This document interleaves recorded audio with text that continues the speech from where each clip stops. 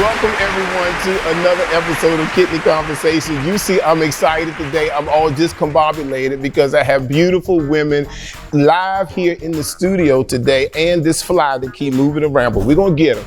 But anyway, we're excited today because you know my other name is Chef Benne with the Kidney Cafe, and we have some amazing cooks that are here in our studio live, and you know I get excited when we talk about food, baby. Let me just share this with you. I am a 2-year-old kidney transplant survivor, and one of the main reasons why I had kidney failure is because of what I put into my mouth. I'm a person who went to Atlanta, Georgia in college and ate all of that highly seasoned food, or the collard greens and the pork chops and all that good stuff that some of y'all like to eat now.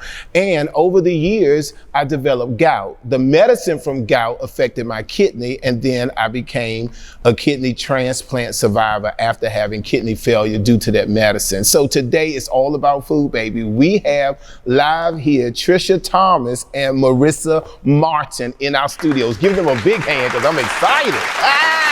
Yes indeed, baby. I heard about them because they have a family-owned restaurant, and I believe it's Trinidad. Yes. And I want to hear all about that because now I wish, listen, now you got to pay attention to Kidney Cafe too, because they're going to be in the kitchen cooking with us. But right now, we're going to have a great conversation. I want, ladies, for you to tell me a little bit about, we'll start with Marissa. I want to know all about the relationship that you guys have with healthy eating, and I want to talk about the family restaurant.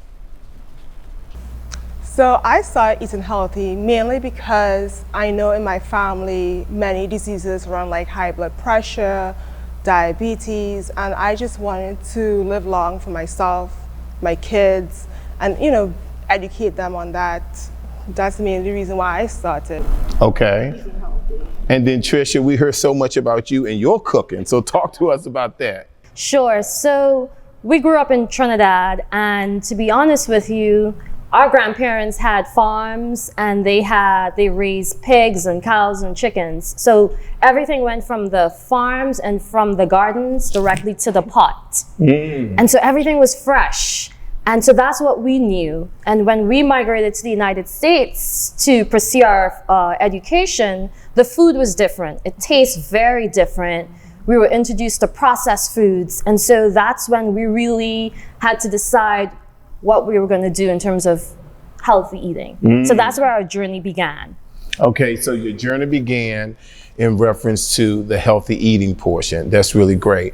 So now, before we even get into that, what is your advice, or how would you explain, Tricia, when we talk about healthy eating or vegan, like Marissa is, and the first thing happens is people, I don't want that. Automatically, before they even taste the food, they have a problem because we're saying healthy eating, or we're saying food, vegan food. So how do you handle that when you begin to make your dishes and people already have an idea about it before they even try it?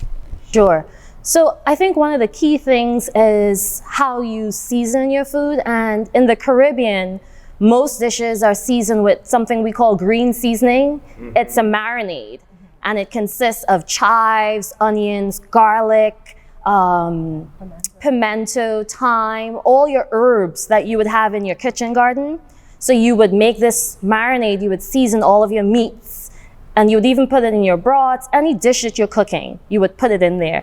And that automatically gives your food flavor, natural flavor, that just makes the food very tasty. So you don't have to put things like MSG and other additives to give it taste. So that's one of the key things about Caribbean cooking, is just natural herbs, blending it, marinating your food to give it flavor. First of all, everyone, listen to how they sound. Good God, they make me want to eat already. So listen, I want to go into some of the dishes that you love cooking here now that you're here in the United States. Some of the dishes that you love cooking outside of being in the Caribbean. Sure. Pilau. Yes. So pilau is a mixture of beans and rice. And so most Caribbean islands always have a signature dish of beans and rice that we cook together using the same green seasoning and coconut milk. It's just really tasty. And then you can add shrimp or whatever your favorite meat is, you can add it to that pot. So it's a one pot dish. And then you would have that with a salad and you're pretty much full. But typically what we eat here, we eat a lot of legumes. Every dish we eat legumes, and we avoid the cans, because when you use beans from the cans, they're high in sodium. So we go back to the old time way of using a pressure cooker to soften the beans, to break them down or soak them overnight. Those good old time ways, they still work, and they're healthier because you have less salt in the beans. So each meal that we have has a bean.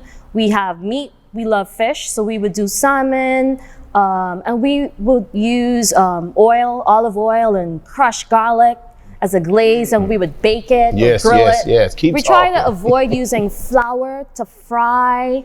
All that deep frying, we try to stay away from it as much as we can. Okay, very good. So I want to talk about frying in a second, but let's go back to that. Now, when I make let's say my curry chicken, I use green seasonings. And sometimes I also use green seasonings when I'm doing my oxtails. So I heard from a good friend that in the Caribbean, they're always using lime. So I want to know a little bit about lime, and that's because, let me tell you something.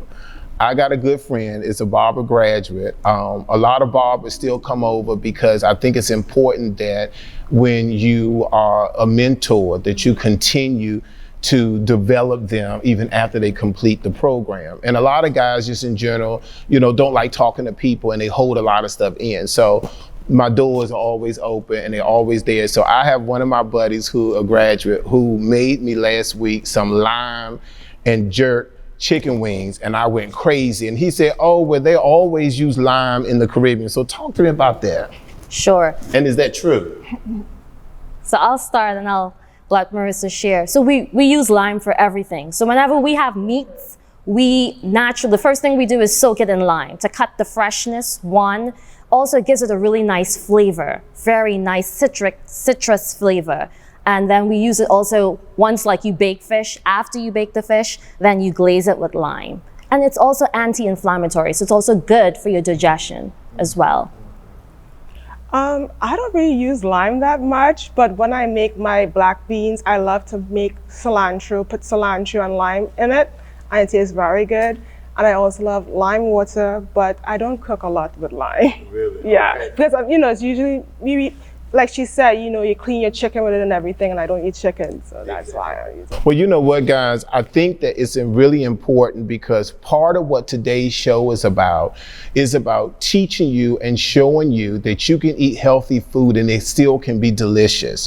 One of the things that Tricia said earlier that I think is important is that, and I am not against people going to canned goods. It's just that canned goods carry a lot of sodium in it. And what we learned in culinary school was that we have to rinse that really, really, really well after we open up that can. However, they prefer that we don't use any canned goods at all, that we try to get all of our ingredients fresh so we can be able to watch our numbers. When we talk about numbers, ladies and gentlemen, in the kidney community, one of the biggest things that we talk about is sodium.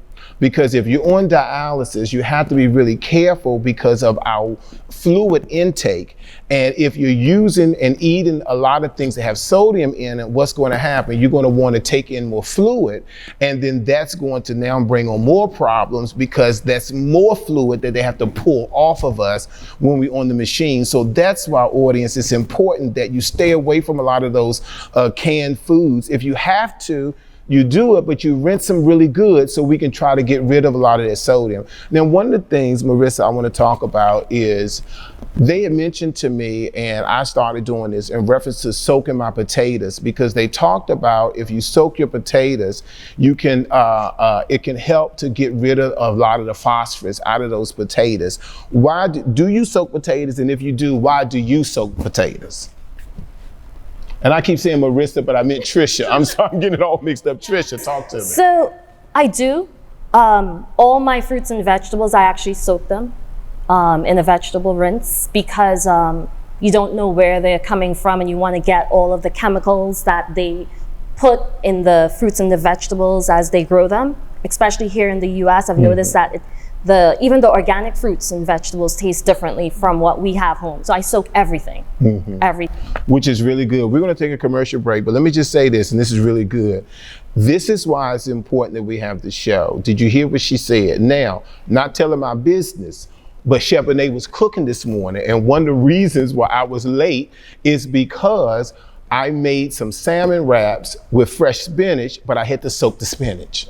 And I had to make sure, and a lot of us, we go into the grocery stores and we get things, we come home, we rinse them off, and we start to cook. But a lot of times when you do it a little often and when you do a little research, you understand that it's a lot of preparation into making things. And some things we have to prepare the night before in order for it to be the way we want it to be when it's time for us to cook it. So listen, we're going to take a quick break. I know you at home and you hungry and then you about to run to the refrigerator.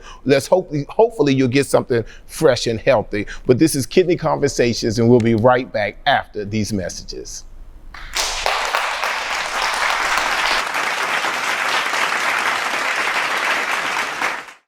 Hi, my name is C. Allen from the C. Allen Foundation. What is the C. Allen Foundation? The C. Allen Foundation nonprofit was birthed out of me receiving a kidney transplant. After receiving the kidney transplant, I began having problems with eating, so I created the Kidney Cafe. What is the Kidney Cafe? It's an opportunity for you to enjoy a cooking show where I will prepare dishes and meals just for you. Not only the kidney community, but also people living with diabetes and people who want to change their life. So we talk about sodium, we talk about potassium, we talk about phosphorus, and we talk about protein. It's important that we learn about those things so we can work on our numbers so we can live a more healthier life. And then here comes Kidney Conversations, a show where we sit down with transplant doctors and nurses. We sit down with people who are a diabetic or on dialysis, and we want to share their stories because we're looking for not only donations, but we're also looking for donors. We want to help change the system, help change the roles, but most importantly, help change the mindset of the people. This is why we want you to give.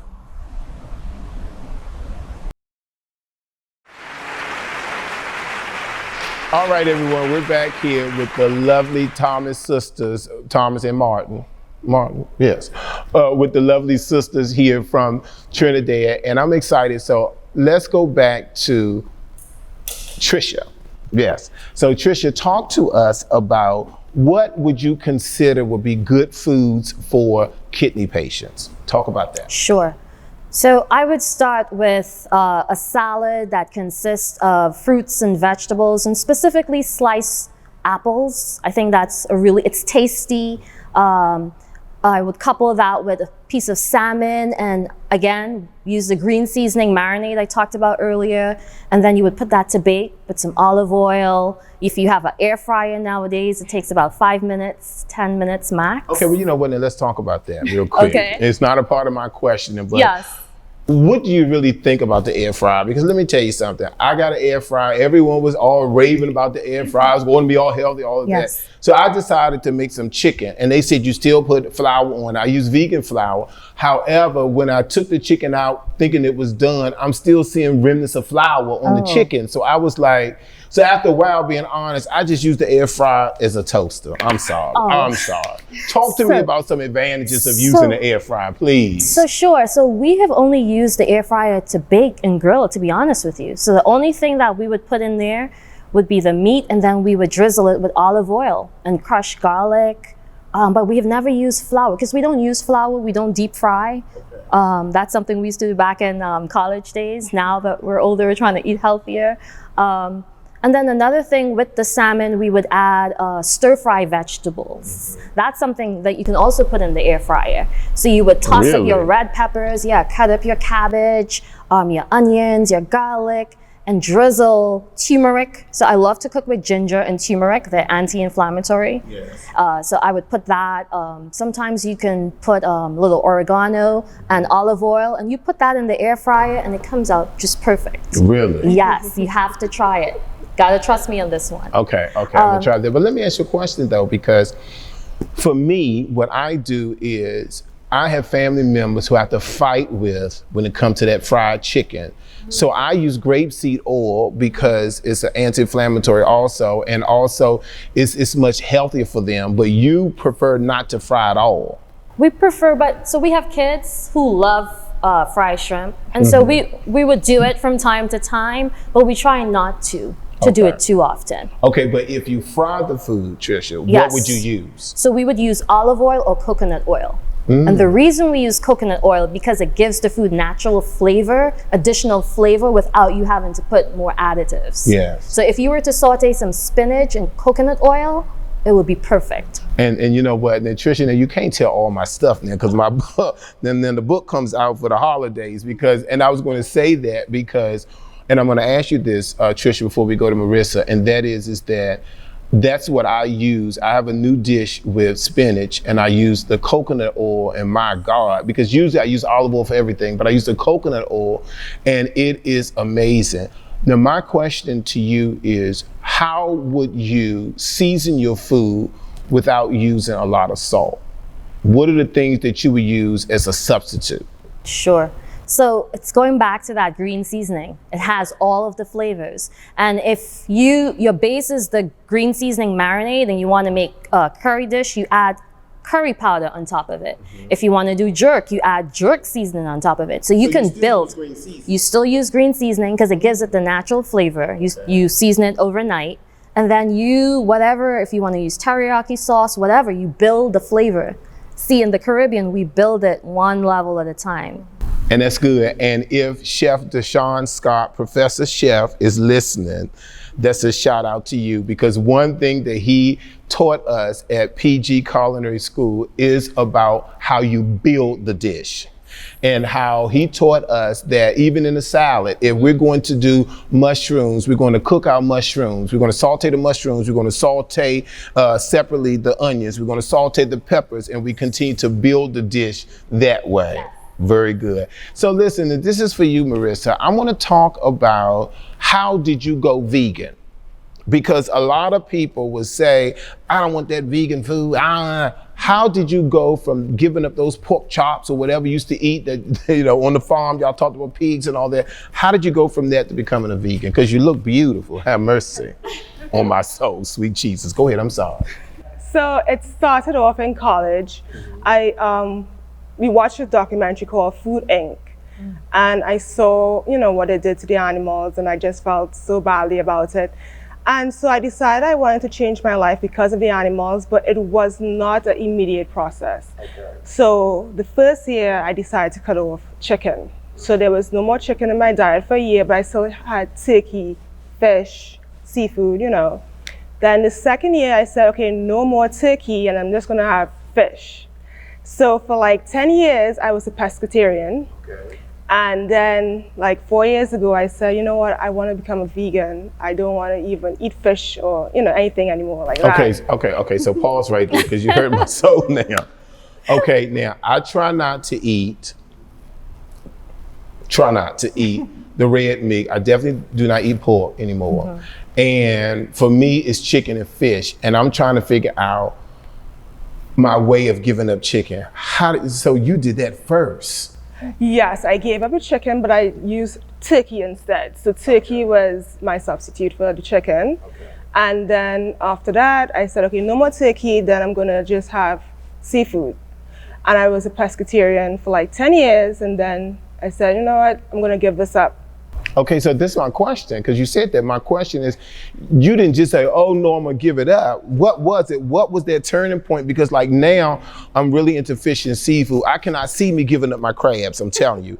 And today it was, I bought in shrimp and salmon, and I just don't see me giving that up. However, I want to live a healthier life. So was it, I know the documentary was the chicken, so what made you give up the turkey and then especially the seafood?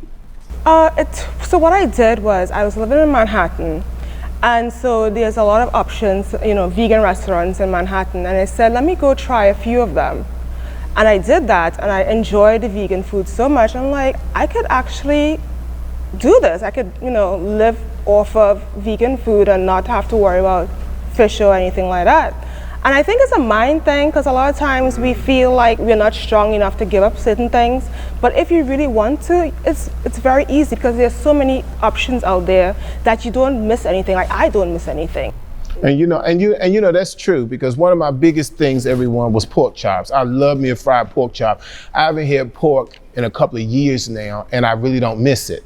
So it is true, and I believe that everything starts in the mind. So if we can get our mind right, then I think that would everything else will fall into play. That's really good. One thing to add, when you're giving up something, you have to have something to replace it. So you cannot just give up chicken and not have a replacement. You need to start experimenting with other dishes that will be your new substitute. And that's good. And I really wish that we had an opportunity to speak with the audience to find out, but we're not gonna do it today, to find out how creative are you in the kitchen. And the reason why I say that, ladies and gentlemen, is because if you a foodie like I am and you love to eat food, you have to learn how to be creative in that kitchen, because a lot of people will write me and say they cook the same meals all the time. And they say, well, I want to do this and I want to do that, but I don't really know how. So my question, Tricia, is when you say that you got to start doing this and that, what kind of advice would you give our audience today in reference to how do we get started with being creative in the kitchen? How do we get started? It starts with planning. If you fail to plan, then you're going to fail with this plan. But you have to start with planning. Yes. You have to figure out what you like that's healthy. Make a list, go to the grocery store, and shop for the week. So every day you know what you're going to eat, and you prepare the night before your meals. So the next day, it's just a matter of preparing that dish. Okay, so then what would you say to someone like Shaquetta, who has kids, who have 3 jobs, and really don't have time to prepare the night before? I mean, all of this sounds great about us marinating and soaking our potatoes and beans and all of that. But for those who don't have that kind of time, what would you tell them? Sure. So I have 2 girls, and my husband and I, we go to the grocery on a Sunday and we parcel everything for the week. So Monday, Tuesday, Wednesday, Thursday, Friday, we have containers for everything. And from Monday to Wednesday, if we have to cut up whatever, we put it in the containers. So on the evening times when I get home, it's just a matter of starting to cook. The prep is already done. The meat is already seasoned. I would go to the wharf, get the fish, cut it up, season it, take it out of the freezer, and just start cooking. That takes away a lot of time. See, we turn to processed foods because we don't have time. Yes. We go to the fast food chains because we don't have time. Yes. It's convenient. But if you build and prep into your schedule, you can do it. Ladies and gentlemen, I tell you, I'm about to go to church in here, because what Tricia is saying is so true. I go to the grocery store on Saturday. Listen, because I'm trying to help you. I go to the grocery store on Saturday. When I come home, we don't just put away groceries. No. And especially because I'm single with 3 dogs. No. When I go home, I take out everything. I begin to soak. I begin to season, I begin to put away, and then I do exactly what you said. From Monday to Wednesday, I figure out what I'm doing. And then when Wednesday come, I got the rest of the week, and then I try to do whatever I want on Saturday.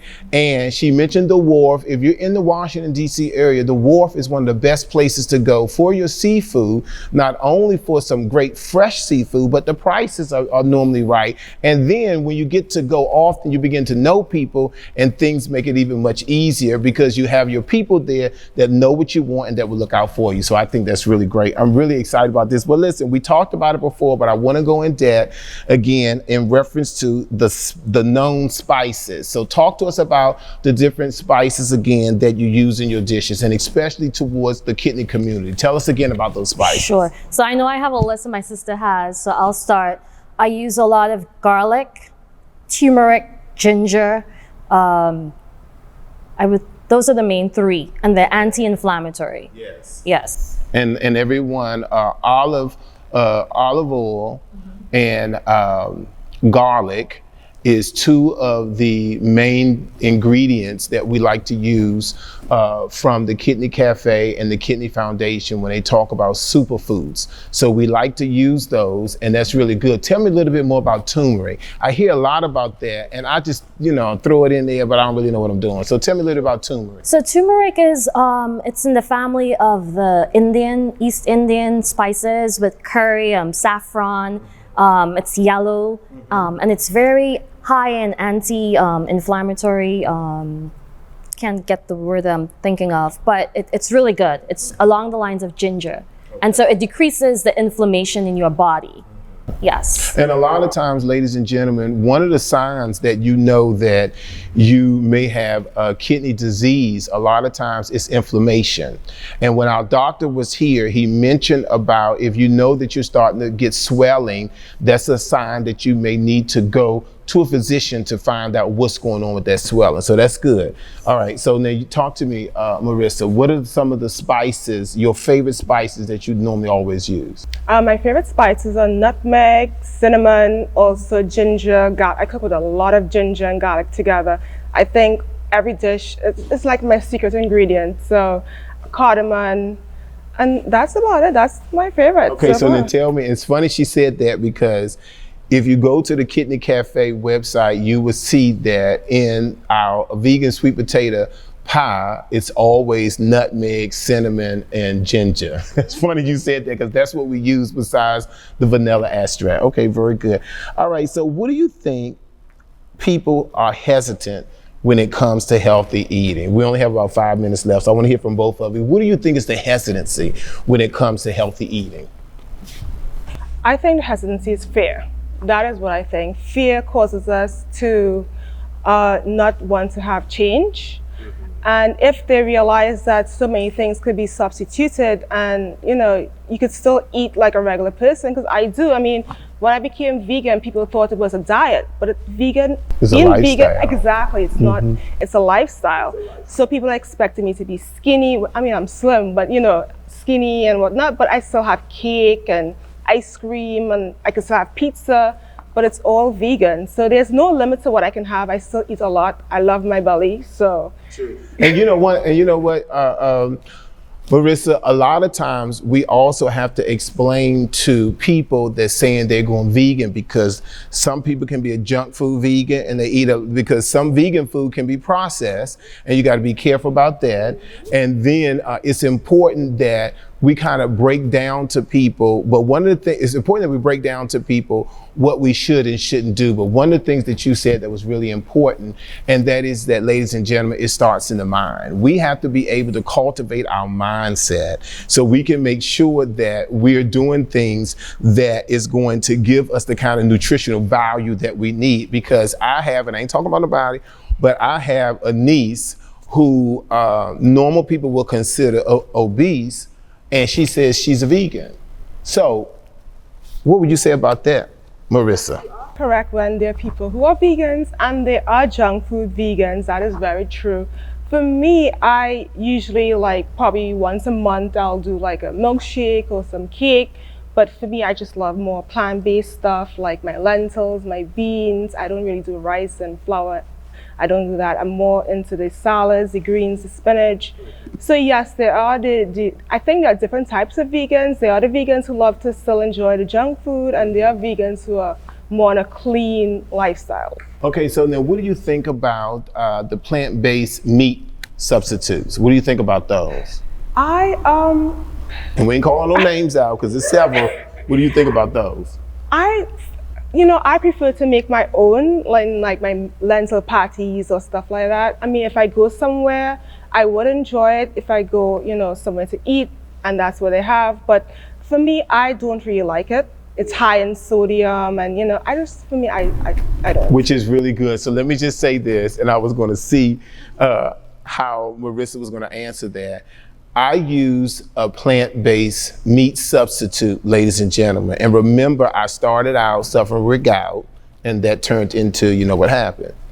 When I decide to cheat and do a meatless plant-based substitute, you can see my elbow is a little deformed, everybody. My elbow will immediately blow up which is a sign that my body is telling me that it's way too much sodium in there. So when I do make my sliders and I use those kinds of meat substitutes, I always caution people, don't sit there because it's delicious and just start eating. It's all about what? Portion control, and it's all about moderation. And I think that's important. Ladies, I am really excited that you came into the Kidney Conversations today. I want to know the information about the family restaurant. We only have a minute left. The family restaurant, what's the name of it? Where is it in Trinidad? Sure. So it's Michaela's Cafe and Jayla's homemade ice cream. So mom has sandwiches and hot food that she sells, as well as different flavored ice creams made from fruits from the island, and it's in Petey Valley, which is in the western part of Trinidad. Okay. Yes. All right, everyone. So if you have an opportunity to go to the western part of Trinidad, we know where to go get our food. Ladies, we want to thank you so much. It has been my pleasure. I can't wait to meet both of you in the Kidney Cafe kitchen, because I want to smell all of that aroma and all of that great food. So I want you to know that I'm excited today. And I thank you so much for joining Kidney Conversations. We'll see you guys next time on Kidney Conversations. Choices. Let's talk about it. Health. Let's talk about it. Choices. Let's talk about it. Let's talk about it.